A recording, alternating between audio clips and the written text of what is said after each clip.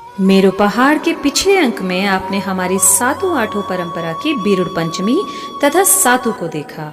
आज के अंक में देखेंगे आठों की परंपरा, लेकिन उससे पहले संस्कृति से जुड़े इस चैनल को सब्सक्राइब जरूर करें, शेयर करें। मेरो पहाड़ सातों व आठों पर्व एक ऐसा लोक पर्व है जो उत्तराखंड की सांस्कृतिक धरोहर को दर्शाता है तथा साथ ही साथ भगवान से इंसान के गहरे रिश्ते के बारे में बताता है। अगले दिन इसी तरह कुछ विशेष पौधों से शिव जी की आकृति बनाकर उन्हें लाया जाता है। सौं और धान के कुछ पौधे उखाड़कर उनको एक पुरुष की आकृति में ढाल दिया जाता है। उन्हें महेश्वर बोला जाता है। फिर महेश्वर को भी एक डलिया में रखकर उनको भी नए वस्त्र आभूषण पहनाए जाते हैं और इस डलिया को भी सिर पर रखकर नाचते गाते हुए गांव की तरफ लाते हैं और फिर उनको माता पार्वती के समीप ही पंडित जी के मंत्रोपचार के बाद स्थापित किया जाता है। माता पार्वती व भगवान भोलेनाथ को गमरा दीदी व महेश्वर भीना जीजा जी के रूप में पूजा जाता है। साथ ही उनको फल व पकवान भी अर्पित किए जाते हैं। महिलाएं पूजा के समय ही पहले भिगोए गए अनाज बिरोड़े की पोटलियों को गीत गाते हुए खोलती हैं और थाली में रखती हैं। सभी अपनी अपनी थालियों को आंचल से ढककर एक दूसरे के हाथों में देती हैं। घर की भाभियां इनको छुपाती हैं, बाद में ननदें उन्हें ढूंढ के लाती हैं। इन अन्न के दानों को हीरे मोती कहा जाता है।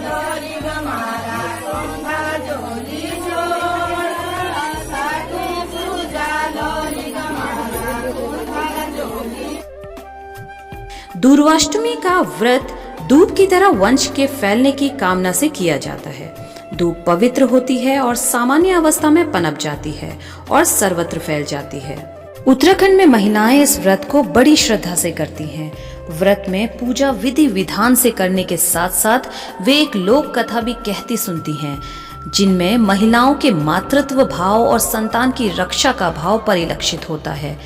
एक महिला बीड़ भाट की कथा सुनाती है और सभी महिलाएं प्रत्युत्तर में हामी भरती हैं। कथा कुछ इस प्रकार है। प्राचीन समय में बीड़ भाट नामक राजा था। उसकी 7 रानियां थी, पर निसंतान होने से वह बहुत दुखी रहता था। कालांतर में सबसे छोटी रानी गर्भवती हुई। राजा उसी रानी को विशेष प्रेम करता था। अन्य रानियों को बहुत ईर्ष्या होने लगी। छोटी रानी ने जब संतान को जन्म दिया तो अन्य रानियों ने एक चाल चली। उन्होंने छोटी रानी से कहा कि उसकी माँ बहुत ही बीमार है। उन्होंने उसे तुरंत बुलाया है, अतः उसे उन्हें देखने के लिए जाना चाहिए। पता नहीं वो जीवित भी रहेंगी या नहीं। रानी बच्चे को घर पर छोड़कर अपनी माँ से मिलने चली गई।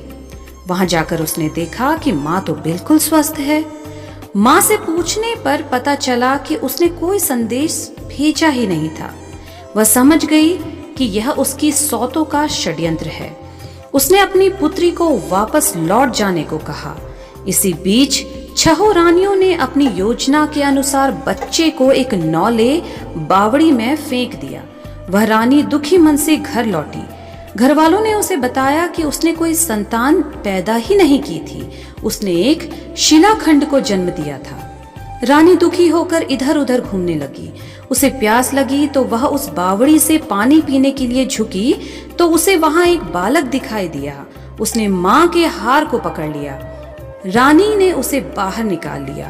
कुछ लोग ऐसा भी कहते हैं कि रानी ने दूब घास की रस्सी बनाकर उस बच्चे को बाहर निकाला। तभी से इस व्रत में महिलाएं दूब की लंबी जड़ों को धागे की तरह पहनती हैं, जिसे दूब जोड़ कहा जाता है। आधुनिक समय में स्त्रियां धागों से बनी कंठी या गंडे को पहनती हैं।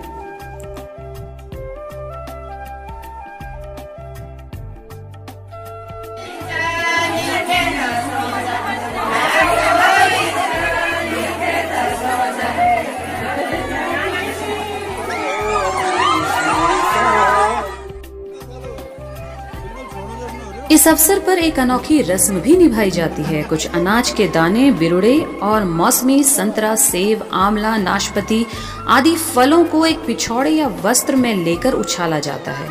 2 लोग दोनों तरफ से उस कपड़े के कोनों को पकड़कर उसमें रखी चीजों को ऊपर की तरफ उछालते हैं। कुंवारी कन्याएं व शादीशुदा महिलाएं अपना आंचल फैलाकर इनको इकट्ठा कर लेती हैं। ये बहुत ही शुभ व मंगलकारी माना जाता है। ऐसा माना जाता है कि अगर कोई कुंवारी लड़की इनको इकट्ठा कर लेती है तो उस लड़की की शादी अगले पर्व से पहले पहले हो जाती है। इस अवसर पर महिलाएं अपने पारंपरिक परिधान और गहने पहनती हैं, नृत्य और गायन होता है। इसी दिन स्त्रियां धागे में 7 गांठें बांधकर बाजू में पहनती हैं। इसे डोर कहते हैं। इसे सुख सौभाग्य का प्रतीक माना जाता है और पति की लंबी आयु की कामना की जाती है। इस दिन आग में पका हुआ गर्म खाना नहीं खाया जाता है। फिर अगले दिन 3-4 दिन तक गांव में प्रत्येक शाम को खेल लगाए जाते हैं, जिसमें अनेक तरह के लोकगीत जैसे झोड़े, झुमटा, चांचरी, छपेली आदि गाए जाते हैं तथा महिलाएं और पुरुष गोल घेरे में एक दूसरे का हाथ पकड़कर नाचते गाते हुए इस त्योहार का आनंद उठाते हैं और अपने जीवन के लिए व पूरे गांव की सुख समृद्धि व खुशहाली की कामना करते हुए भगवान भोलेनाथ से प्रार्थना करते हैं कि वह सदैव उनकी रक्षा करे व उनकी मनोकामनाओं को पूर्ण करे।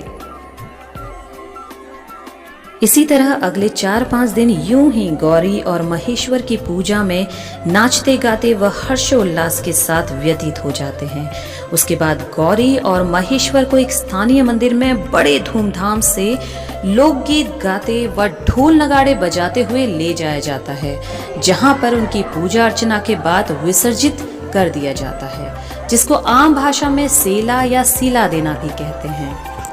यह एक तरीके से बेटी की विदाई जैसा ही समारोह होता है, जिसमें माता गौरी को मायके से अपने पति के साथ ससुराल को विदा किया जाता है।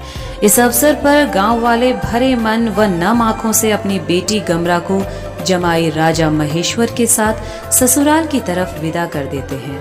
साथ ही साथ अगले वर्ष फिर से गौरा के अपने मायके आने का इंतजार करते हैं।